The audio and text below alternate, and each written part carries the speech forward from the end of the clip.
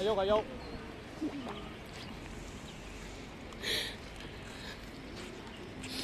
我好耐嘅朋友啦，我哋喺度住咗40幾年嘅啦，嗰幾個朋友都走咗啦，我好難過啊！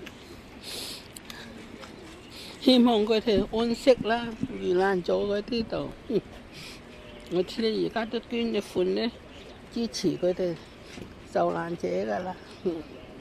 多謝你哋啊！唔阻你哋啦。你本身都係住喺雲源住好多年定係？我唔係，我哋住喺廣福村，但係我有朋友喺度住，我好多朋友喺度啊，幾廿年朋友啊，但而家有3個走咗，我好難過啊！唔該。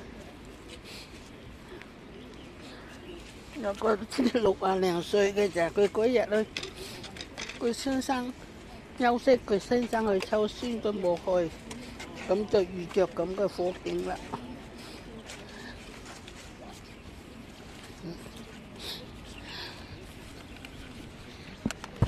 朋友係咪即係平時都係成日同佢哋一齊傾偈啊？嗰啲朋友咁樣。係啊，以前同埋一齊嘅啦，飲茶啊，做運動啊。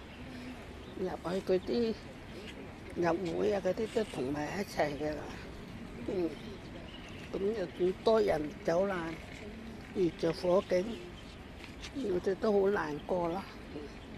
而家我哋都捐啲款嚟支持佢哋受難者咯。好啦，多謝你哋大家啦嚇。有冇話有幾多老朋友即係已經知道係唔喺度，或者係而家仲未見得翻？唔知啊，嗰啲唔知啊，但係我知道我有3個朋友走咗啦。有冇嘢想同在生家屬講？都希望佢哋可能好好生活。有，希望佢哋好保重自己身體，好好地生活，繼續活落下去。